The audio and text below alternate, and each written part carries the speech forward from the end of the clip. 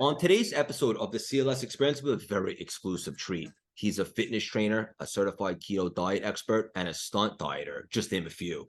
You may have heard of him from his weight gain experiment, Fit to Fat to Fit, that made global headlines when he intentionally gained over 75 pounds in just 6 months to challenge himself and better understand what his clients go through and radical authenticity.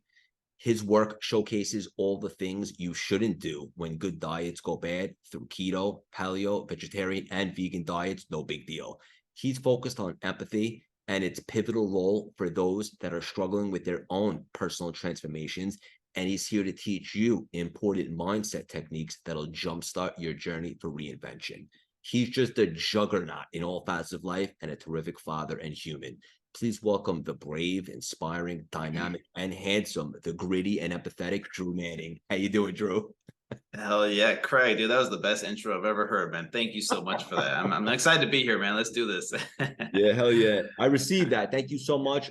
I'll be Hmm. straight up with you. I take great pride in those. I always like to get you elevated right from the beginning. You and I probably could have chatted for the whole hour, and we're like, hold on, we should save the juicy stuff for the show. Yeah. But I was giving you a little context to a little bit about my journey before we record, and we're going to get into that for a second. For the audience, my best suggestion, if you're not familiar with Drew, do a deep dive. Check out all his content, all the great stuff he's got going on. It's very inspirational. It's helpful. It's tangible. What I think's most valuable today is we just have an unbelievable conversation. Before we dive in, we're going to get a little weird. Ready for me, Drew? Let's do it. What is your superpower, brother? Oh man, what's my superpower? I would say empathy is one of my superpowers, listening to people, making them feel heard, understood, and making them feel less broken.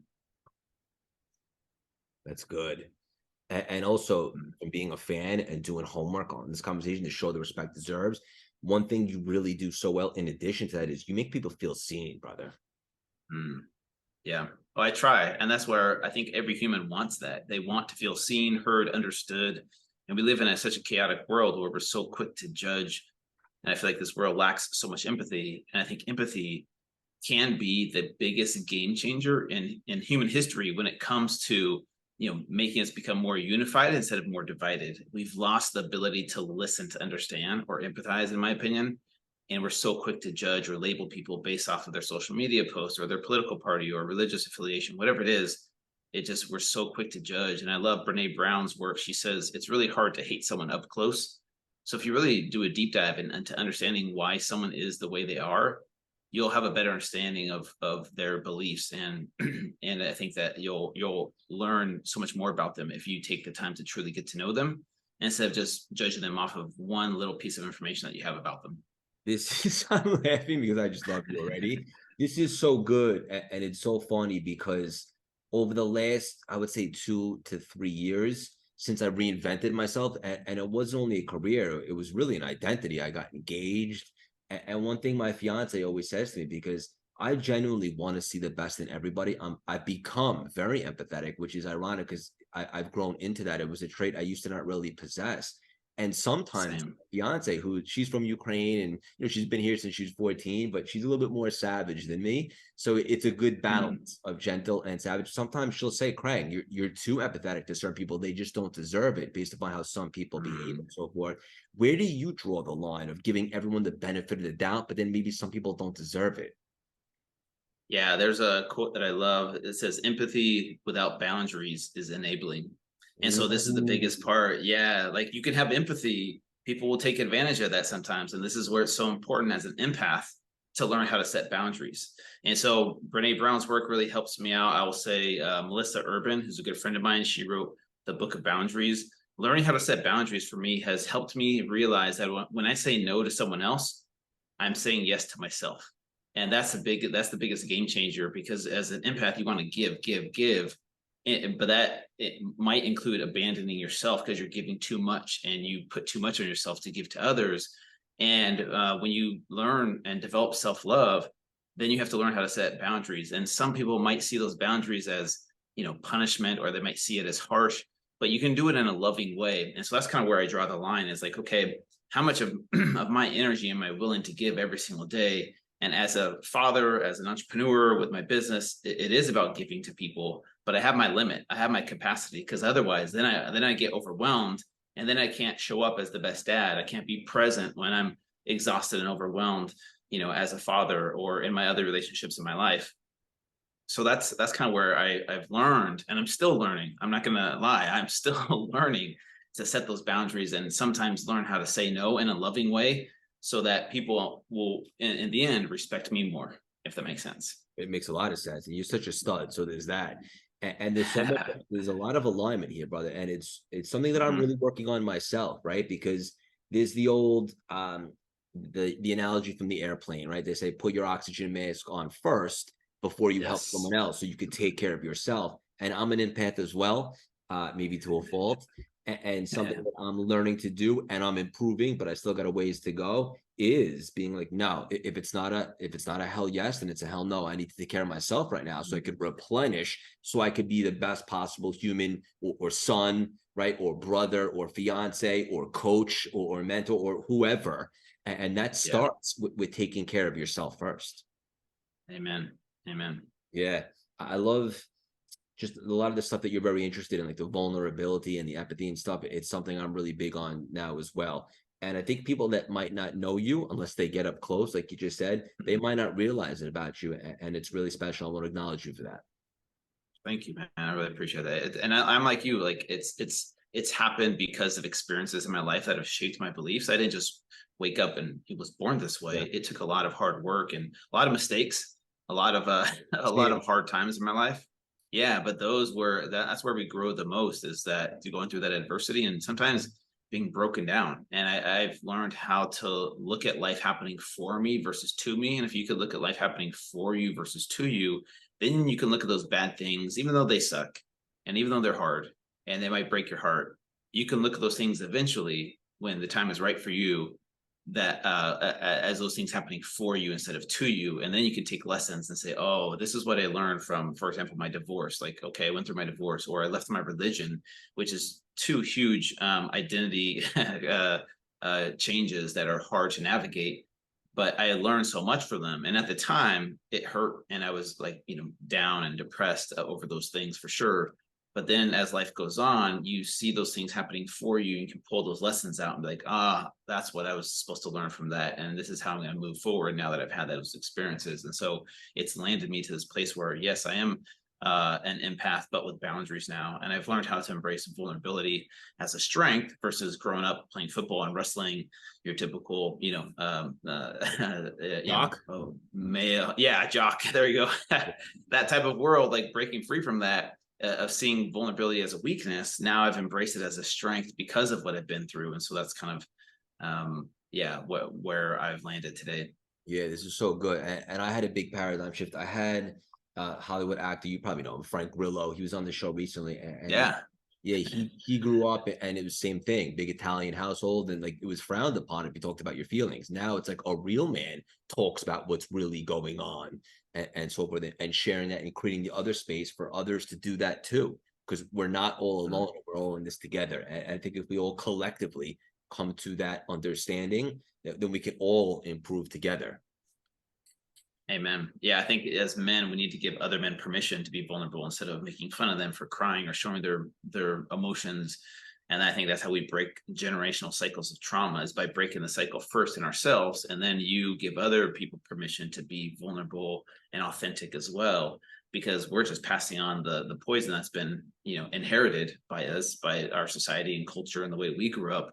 And breaking that cycle is hard work. I'm not gonna lie, it's freaking hard because it's never ending. It doesn't stop, but it's worth it, so that the people around us get the best version of us. And then when and if you have kids, like for me, I have two daughters, I want to break that cycle so I don't pass on that same generational trauma that's been inherited by me, so they have a better future. And so that's kind of my mission and purpose, and a lot of what I do. Even got it tattooed on my forearm here, break the cycle. And that's what I'm about, is breaking those cycles that I don't want to pass on to my daughters. Yeah, I love it. And you mentioned kids, hopefully in the not too distant future, for sure. Yeah. There's so many places we could take this conversation, brother. One thing that I Mhm. want to mention, and I encourage the audience to do a deep dive, check out the YouTube video, all this stuff, so they can find a little bit more. but you're obviously very well known for doing the experiment fit too fat too fit, and so to speak. And I think that makes you so dynamic, right? Because one thing that I like to say about me is I understand I'm not everybody's glass of whiskey or cup of tea, and that's okay, right? But one thing that Yeah. you couldn't deny is I'm an expert in reinvention. Why? Because I spent 13 years doing one thing, and then I pivoted, transformed, and I've had a lot of success doing something else. And I take pride in that. And with you, it's similar in the sense that you gained all this weight so that you can kind of start from scratch and go back so that you understand what your clients and other people are going through. So even if someone didn't like you, hard to believe, they know that you've been through it. So you have proof of concept more than anybody. So I'm curious, like during that journey, obviously, I'm sure you learned a lot about metabolism and stuff like that. But just going through it from getting to the highest in terms of the weight and then saying, okay, now I'm going to start losing it all. What did you learn about that journey emotionally and mentally? Yeah. And that was the biggest surprise, was the mental emotional experience that I had. Because going into it, never being overweight a day in my life up until this point, I was 31 years old. I grew up in a family of 11 brothers and sisters. We all played sports. Wow. I played football and wrestling from a very young age. Yeah, I don't know how my parents did it. They just birthed one kid every couple of years for, 11 kids. But we grew up playing sports. And so I was always fit. It's all I had ever known. And then I got certified as a personal trainer in 2009. And here I was, someone who had never been overweight a day in my life, trying to help people who were overweight pretty much the majority of their life. And in my mind, I'm like, you guys, it's so easy. Like all you do is you put down the junk food, you go to the gym, you be disciplined. Like, why is this so hard for people? I don't understand, because it's all I've ever known. And then I went through this experiment, gaining 75 pounds in 6 months, stopped exercising completely. It was one of the hardest, most humbling things I've ever done. The biggest surprise was how much of that physical journey ended up being mental and emotional, because the mental and emotional side, for example, like the emotional attachment to food, I couldn't understand why people couldn't just be disciplined like David Goggins. Like, just be David Goggins, don't eat junk food, and just like, run 100 miles. It's not that hard. So but going through this experience and experiencing firsthand how powerful the emotional connection to food is, and realizing why people get addicted to food in the first place, really helped me open my eyes, be humbled, and empathize with the struggle that people go through. Because here's what happens when people become food addicts, right? We grew up in a society, in a world where we go through uncomfortable emotions, right? Some of us have been through abuse. Some of us have been traumatized. Some of us have had extreme, difficult childhoods. And the way we cope with stress is different for each person. But majority of people, they don't like to sit in those uncomfortable emotions. So what do? We dissociate. We find ways to escape the pain, to numb the pain, or distract ourselves from the pain. And some people gravitate towards substances. Food, drugs, and alcohol are probably the most common ones. Food is probably the most common one out of those three, because it's legal and we need food every day to survive. And it's easy to just DoorDash some delicious, fast food, or Yeah. it's so easy to go to the grocery store and grab this processed food that is super cheap, right? Let's be honest with ourselves. It's super cheap and it freaking tastes delicious. I'm not gonna lie. Like, I love Cinnamon Toast Crunch. It became my Ooh, drug. forget about It it. became my drug. Yeah. And what we do is, when we feel sad, lonely, depressed, we're going through hard times, it's so easy to get a little dopamine hit from a bowl of ice cream or a glass of wine. And what do? We do that multiple times throughout the day to get that dopamine hit, which temporarily makes us feel better. But then it creates this vicious cycle of like, okay, now we go back to baseline. And now we don't like baseline, because that's where we feel, the shame or the guilt or the anger or the resentment, whatever these negative emotions are that we've been holding on to. And we just keep numbing out year after year, decade after decade. And then people are like, okay, now this is my year. I'm going to lose weight. I'm going to lose weight this time. No sugar ever again. No alcohol. 2 weeks in, their willpower is exhausted, and those emotions are still there. And so those habits are still there. And it's like a drug addict trying to get off of drugs. Mm. It's not that simple. You can't just willpower your way out of it. And people are like, man, what's wrong with me? Why can't I just lose this weight? And so going through that experience myself during Fit to Fat to Fit really opened up my eyes to how much of physical transformation is mental and emotional. And that's what I focus on now. Like, losing that weight for me was a big eye opener to just, when I got off of the junk food and then started eating the healthy food again. What's weird is the first 2 weeks, my body was going through withdrawal symptoms where I felt the need. My body was like, where's our drug? We've had this drug for 6 months. Now you're giving us chicken broccoli. That's not the same thing. Where's this drug that we've had? And your body kind of pushes you to go back to those old patterns of those old ways of eating the junk food, which is kind of like a drug. And I experienced that firsthand. I'm like, oh, damn, this is what my clients go through. This is why it's so hard for them to just live a healthy lifestyle consistently. And it really helped me empathize and understand the psychology behind why people become addicts in the first place, but food addiction and being talking specifically. This is so deep and so good. And Yeah. essentially, I imagine a lot of the stuff that you were consuming when you were looking to gain all that was probably had sugar in it. Sugar, like all the processed carbohydrates, like so basically sugary cereal, right? Cinnamon Toast Crunch, So just, sugary just sodas. to be clear, that is a drug, right? Yeah, it's the same mechanism in our brain that happens when you take cocaine or heroin, the dopamine, and the dependency and the vicious cycle of Mm. the, like the spike and the crash, spike crash.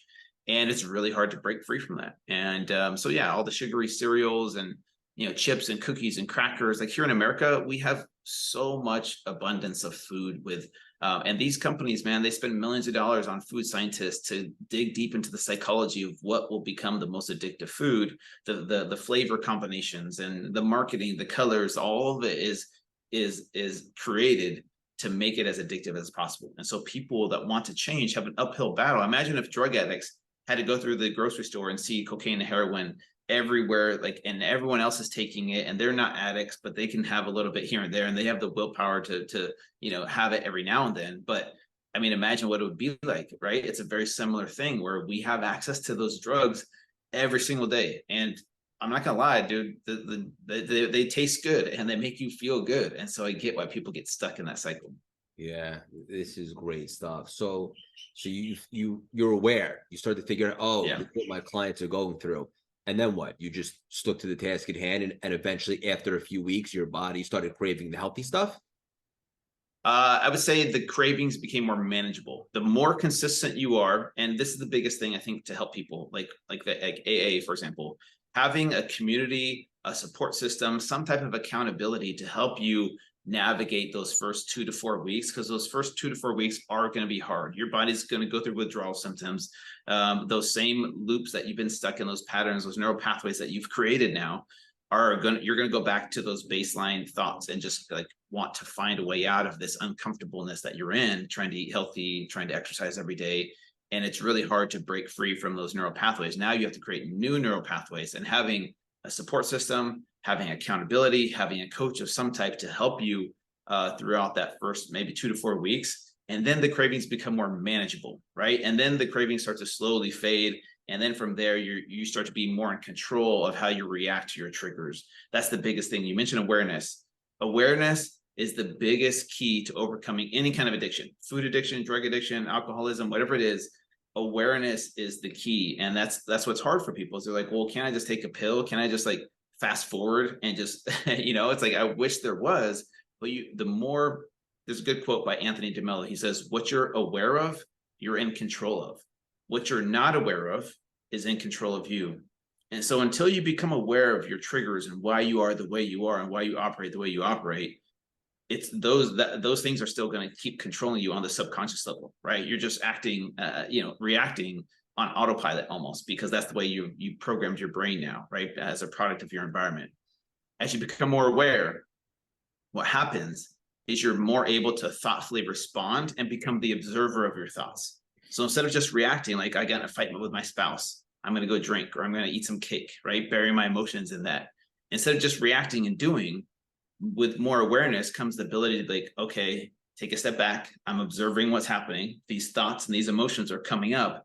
I could choose to attach myself to those thoughts and emotions and go down that path and react and go get the ice cream like I normally do. Or I could take a step back and just observe it and realize that these thoughts and emotions will eventually go away. So maybe I'll go for a walk, I'll do a quick workout, I'll do whatever to, until it passes, realizing that it will pass.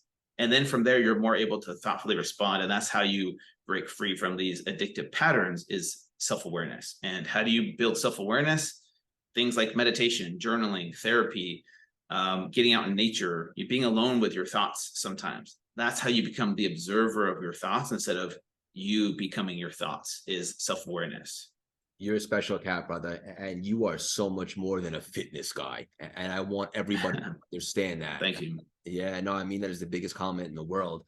And this is the stuff that this is the difference that makes a difference, right? And you can't Yep. change it if you can't see it. So becoming mindful and Mm, aware, now all of a sudden you can observe and be like, wait a minute, I have a choice, right? Like for yeah. example, for me, and we are talking about this before we went on air, I spent a good amount of time in my old story. I was replaying this movie, Mm, and I was so invested in the fact that I think this is it for me. A Wall Street guy, I'll never really find like true love, any of that stuff until the pandemic or the lockdown provided me a historic opportunity to reassess.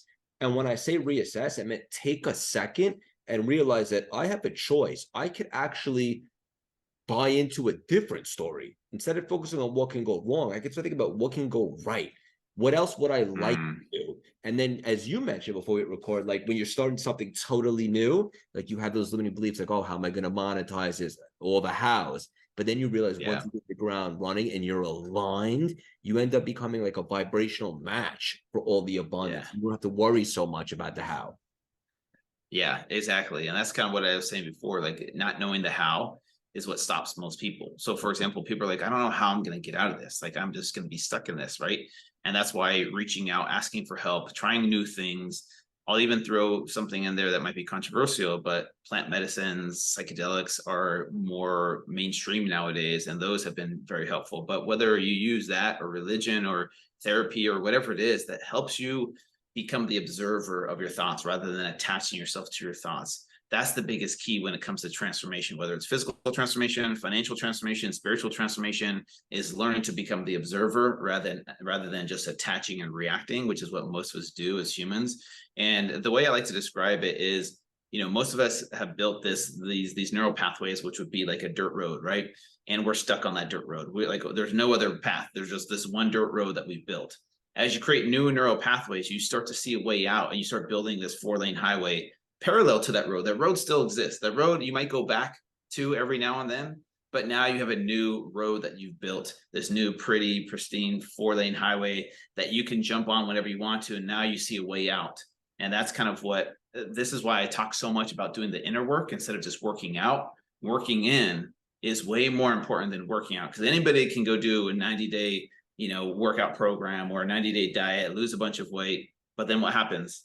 They go back to their old ways, those old patterns, because they haven't built that new mindset, that new highway that we're talking about. They're just still stuck on that dirt road. And they might build a willpower the way out of it for a few days or for, a period of time. But until you do the inner work and work in therapy, meditation, journaling, all those things that I listed, it looks different for each person.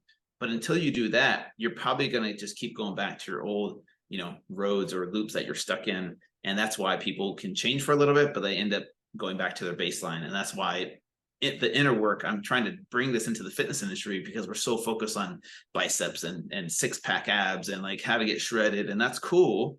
But until you can learn how to do the inner work, none of that will be meaningful, lasting change, in my opinion. And until you learn how to do the inner work. And so that's kind of what I'm trying to bring those two worlds together, even though it sounds like a little woo-woo for some people, or they're like, hey, like I'll just stick to my bro science over here. It's like, okay, cool, like to each their own. But I'm trying to bring this inner work world into the fitness industry so that people aren't just looking to transform their bodies as this magic thing that's going to make them happier. But what they learn how to do is learn how to love themselves as imperfect as they are. And then from there, build on that out of a place of self-love and self-acceptance and worthiness to better their lives, to better, if they want to change their bodies, cool. But they realize that their happiness isn't dependent on the end result. Like getting the money, for example, like you mentioned, like that doesn't make you happy. Getting the body doesn't make you happy. It's learning to fall in love with the process that will eventually make you happy. The problem is people see the process as a chore or a means to an end in hopes that the end will get them the happiness that they're desiring. Could you be on any more fire? Riddle me that, right? And all this stuff leads to the ability to respond, not react. Mhm. When's your birthday? Yes. December 27th. Oh, okay. Because there's just so Yeah. much alignment. I'm April, but I was just curious. Okay. Stuff that you're just talking about has been the biggest Mhm. quantum shift for me in my entire life. Mm. For example, Yeah. I used to think, and I think most people think this, and I'm on a mission to help change that, is that your feelings are attached to the outcomes. right? Like once you get there, Yes. you get the things, you get the body, you get the money, you get the watch, the girl, whatever the case may be, or the guy, then you'll feel Yeah. lit up, right? The Mm, irony is first you activate your lit soul, and then you end up manifesting the things that you thought you needed to feel like that. yeah.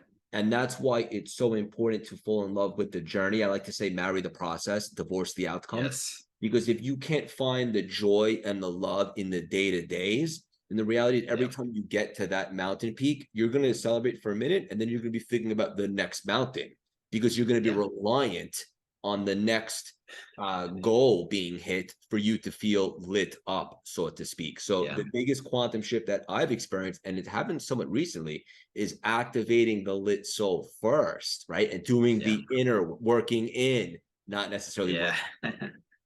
Yeah, see, this, you're saying exactly what I'm trying to say, and this is why I'm trying to disrupt the fitness industry, even though the fitness industry has pretty much been the same over the past few decades, right? It may be different marketing or different programs, different diets here and there, but it's all the same goal: get this body, then you'll be happy. And that's kind of what we're programmed as humans to think that way. That we've been domesticated to think happiness is outside of us, right? Happiness is over here, getting the money, getting the body, getting the fame, the glory, whatever it is. It's outside of us, and once you get there, once you do the hard work and you suffer, then you get your reward at the end.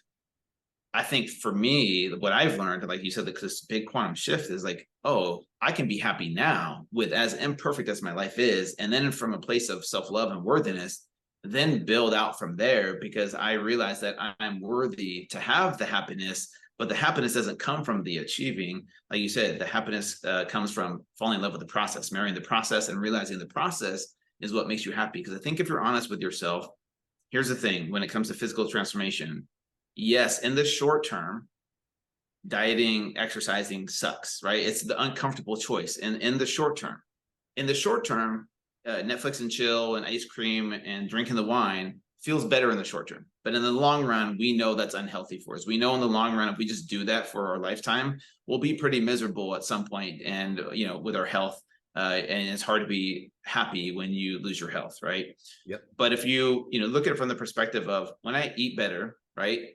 I sleep better. I have more energy. I'm happier. I have better sex. I have more focus throughout the day. I can get more stuff accomplished. I have better digestion.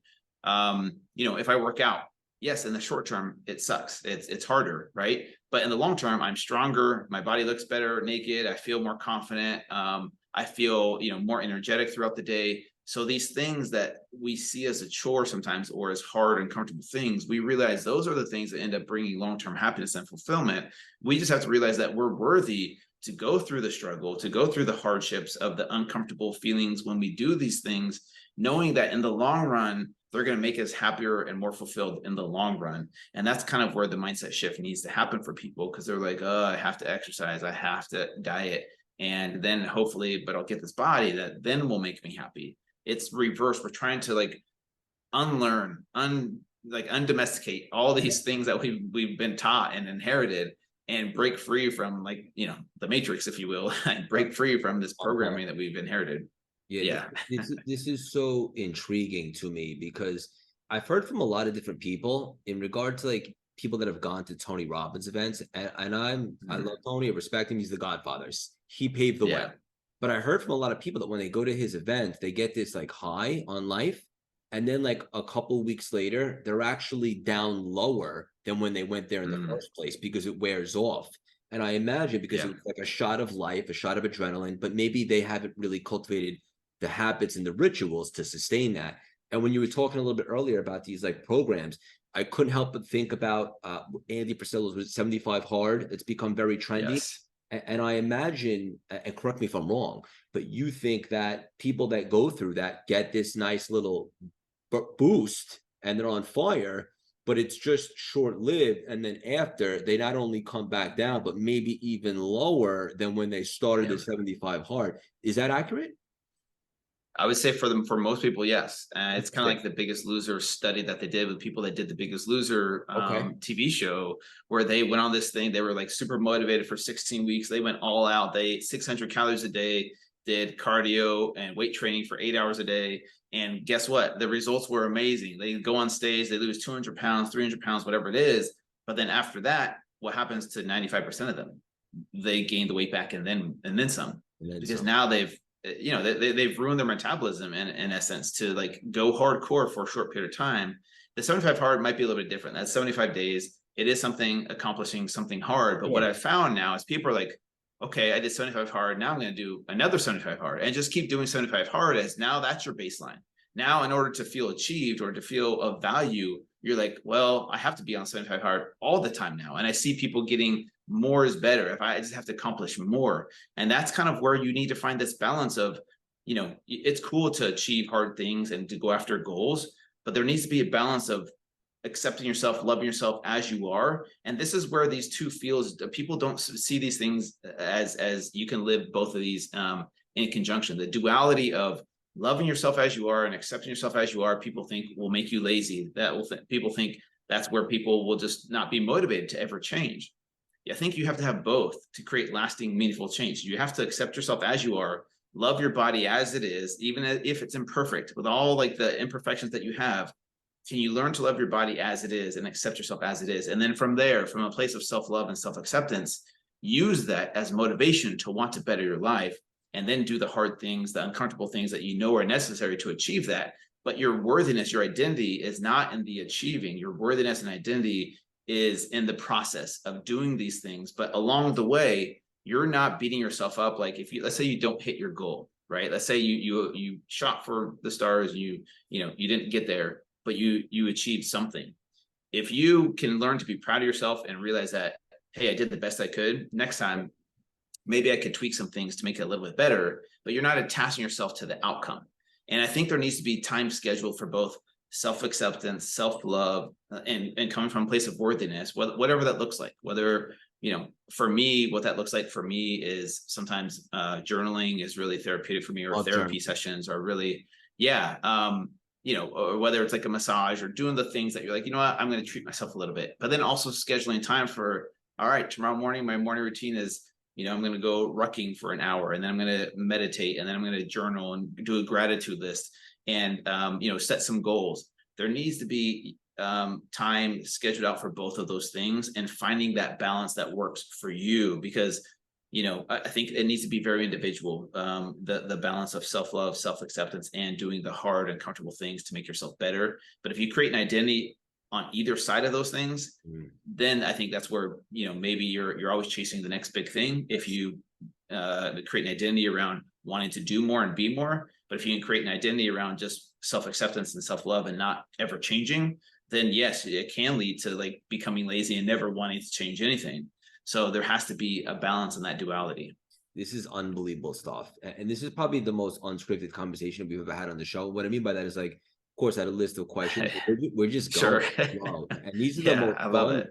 Yeah, these are the most valuable. And just to give, we want to clarify for the audience, because we understand 75 hard is a very big and trendy thing right now. Great genius marketing, by the way, by Priscilla. But let's just be if 75 hard is going to hold you accountable to get off the couch, start making moves, then power to you. But what Drew is saying is that 75 hard's accomplishment should not be attached to your self-worth, right? Yeah.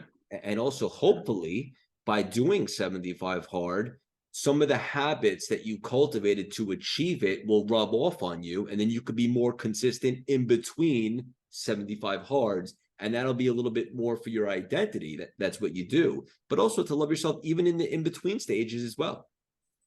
Yeah. And this is just not to like plug my own stuff, but like I have something called the conscious fit. Yeah. It's called the conscious fitness challenge. It's taking exactly what I described, the best of both worlds, where in this conscious fitness challenge, it's a 30-day thing that we do. I kind of coach people through it. I do the challenge with them. It's a balance of the physical stuff we know we're supposed to do. There's like some kind of dietary protocol, very minimal stuff. It's kind of like 75 hard in that it's not like a whole diet plan, a whole exercise program. It's like, hey, here's the physical thing we're going to do with our diet. Here's the physical thing we're going to do with our bodies. And then we're also going to listen to this book this month. We're going to do these meditations this month. And we're going to do this journaling prompt this month. And we schedule time for like the physical side of things that, we know we're supposed to do. But the mental and emotional side, learning how to do these hard things, but from a place of self-love and worthiness. And this is where I'm trying to make this change in the fitness industry. And that's why I call it conscious fitness. Conscious fitness is my approach to understanding that we have to do hard and comfortable things, but we're not doing it from a place of discipline and willpower and self-hate, which is what I grew up doing. And I've been there, I've done that. It works to a certain degree. But I think to make lasting, meaningful change, there has to be some self-love and self-acceptance, which is what we weave into this conscious fitness challenge by doing the mental and emotional side of things. And whether that's the meditation or the journaling prompt, or sometimes we'll do cold showers, we rotate the challenge every 30 days. So it's not the same thing, but it's the same structure of doing hard physical things that we know we're supposed to do, but we're learning how to do it from a place of self-love. And this is where I feel this is what's going to make a huge change in the way we do fitness, the way we look at health and fitness moving forward. This is so awesome. And it's so interesting because yesterday I actually ran the New York City half marathon. And I did a Oh, post. hell yeah. Congrats. Oh, thank you, brother. And I did a post about it before I ran it. And I basically was saying that for the first time since I started my running journey a few years back, I wasn't attached to a PR, right? Or a specific Mm, time. For the first time ever, I'm just going to have fun, be present, be mindful. The reason being is because the expectations that I have for myself when it comes to running, I imagine you're similar. You hold yourself to a very high standard. To run those really yes. fast times, it's like a full-time job in itself. And the truth of the matter is I'm all in on my career right now. And while that has skyrocketed, my running or my fitness has been compromised a bit. Just to be clear, I still work out every day. Yeah. I'm just not training for anything. But I was signed up for the half marathon. For me and for anyone, I'll just say this: it's good to have stuff in the calendar that causes you to level up.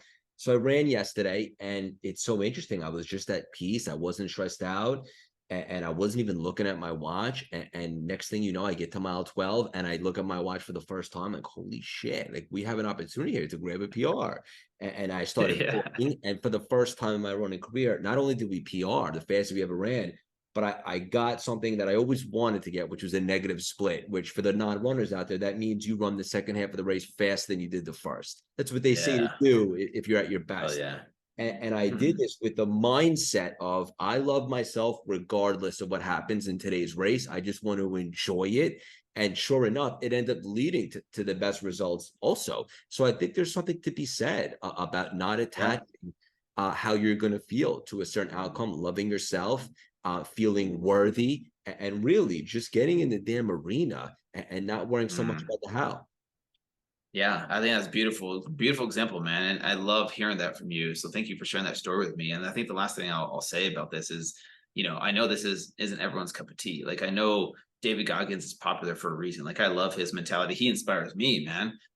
No lie. Like what he does and the way he's able to like discipline and push himself is amazing to me. But I think most people, and I would say mostly men, you're right, you can correct me if I'm wrong here, but I think mostly men adopt that mentality because we think, hey, if I just beat myself up more, if I just hate myself a little bit more, I'm going to do like the most impossible things. I can do the hardest things if I just, come from a place of self discipline and self hate, which I've been there. I grew up playing football and wrestling, and I've been able to will myself to do freaking hard things. But it usually stems from a place of like, don't be a pussy, like your inner bitch, like telling them to shut up. Like I get that you can get you it can get you through that race, right? But most of us that have that if we've done that our whole life, if you've tried that approach time after time after time, and you still can't figure out why you can't make it the change that you want to that you're looking to do, maybe try self-love for once. Maybe give it a try it on, see how it feels. It might be uncomfortable at first. Step into the arena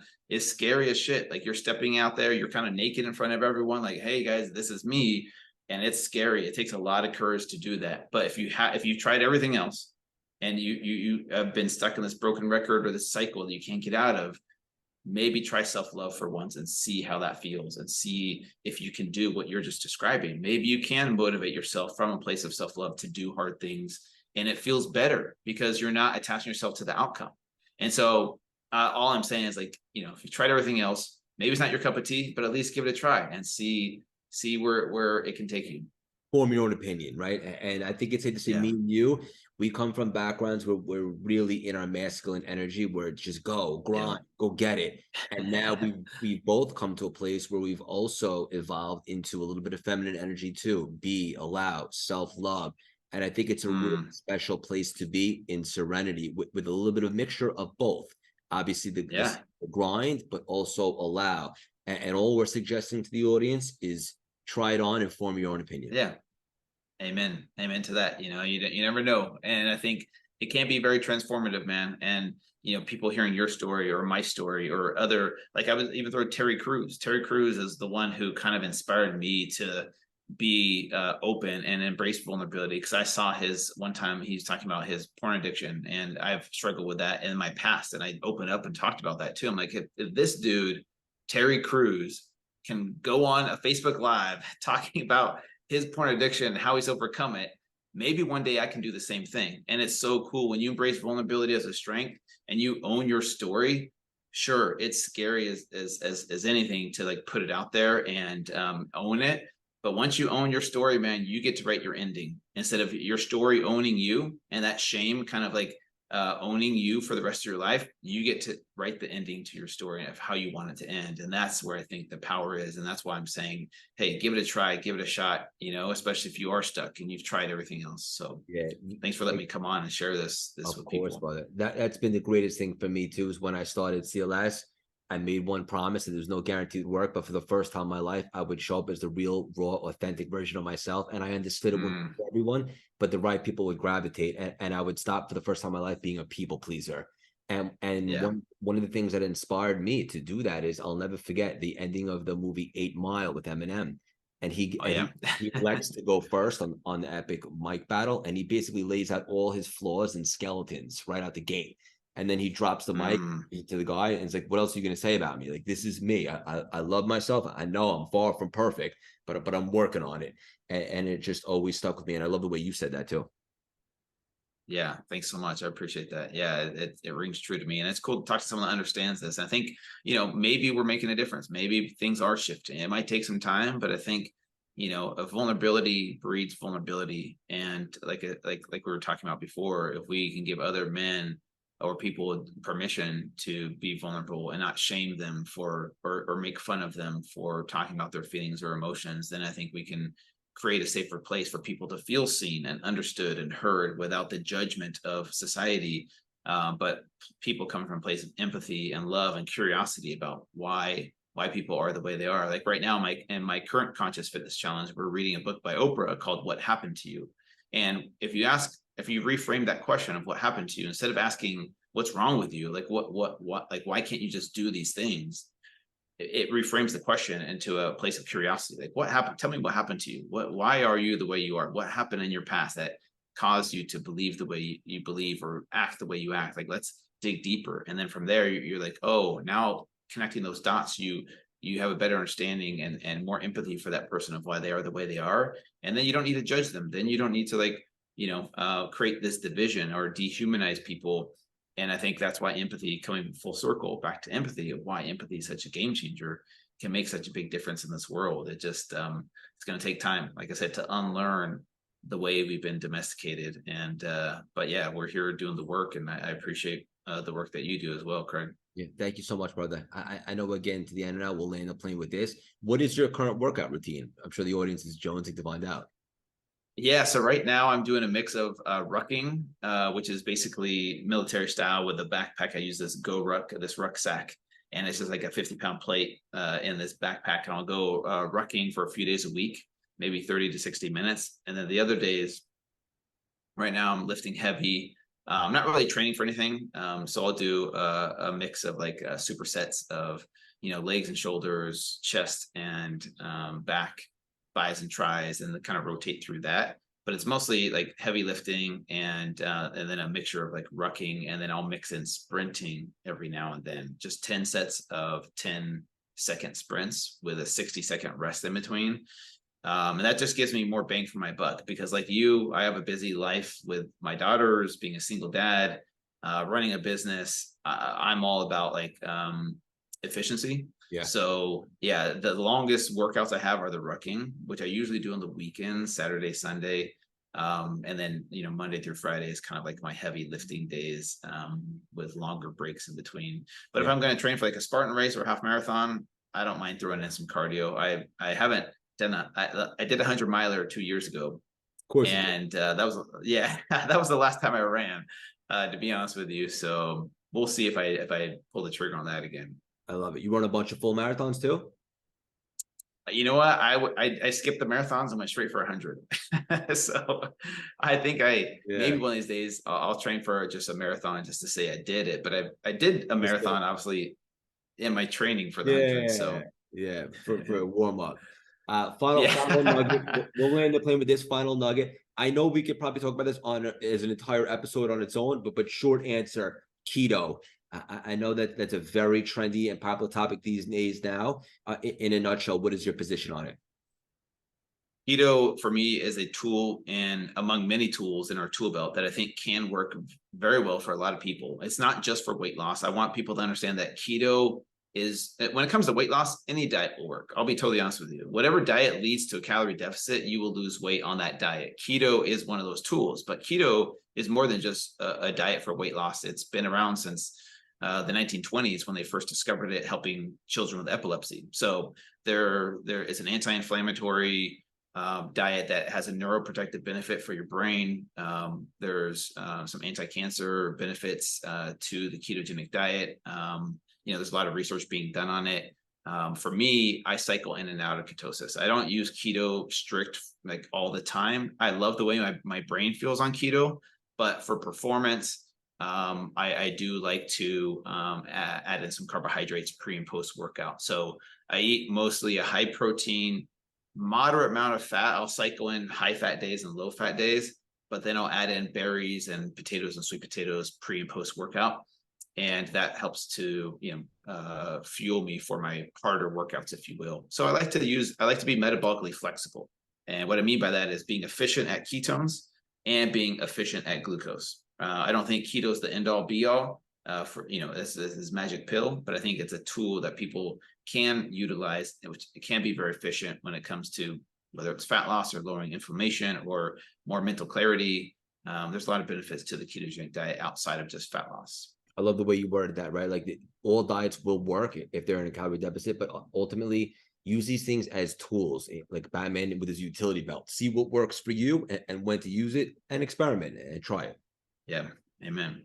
All right. Amen. Awesome. Just become your own self-experiment. Yeah. Become your own self-experimentation. I think that's the best way you can look at whether you do keto or paleo or vegan, whatever it is. Look at it as an experiment. Yeah, you're on fire. Love this conversation. My audience is exploding. They're so loyal and engaging, about 5 million now. What's the best way for all of them to support you, brother? What are you most excited about? Yeah, thanks so much, man. Obviously, this conscious fitness thing is something that I am passionate about. It's just getting started. I run these 30-day conscious fitness challenges every 30 days. So like right now, we're in the middle of one. We'll do another one at the beginning of April.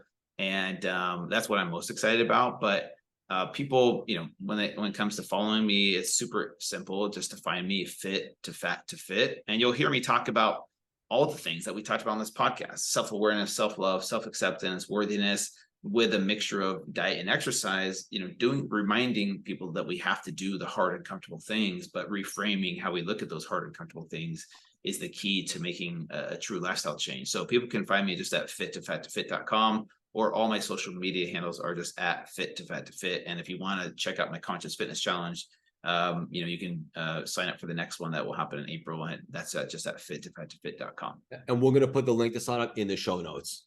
This was too much fun. Hang out for 1 second. I want you to know the definition of perspective, authenticity, and empathy. I could personally guarantee your best yet to come, brother. Keep on spreading your wings and leaving your mark on this world. So much love and respect for you. Thank you so much for stopping by and dropping these priceless, juicy nuggets today. Thanks, Craig. It was my pleasure. That was so much fun, brother. Dude, that was a great time. I love that you speak my language and you let me talk about these things. So yeah, I appreciate it. Some people don't understand, and I think you have a good grasp on these things. So thank you so much for saying that. I'd love to stay connected. I would too, man. Let me, what's the best way to stay in touch? You just want to text or? Yeah, I'll shoot you a text. Do you have your phone on you? I do. Shoot me a text really quick. So I have your number, and then I'll text you back. And then also, do you run your own Instagram, or you have like a team that does it? I do it. I've had a team do it in the past many different times. Yeah. Right now it's just me, but as you know, it's freaking exhausting and overwhelming. Strategizing content, all these things. Why do you ask? No, because we'll support each other there as well. That's why I was asking. Oh, okay. Yeah. Awesome, man.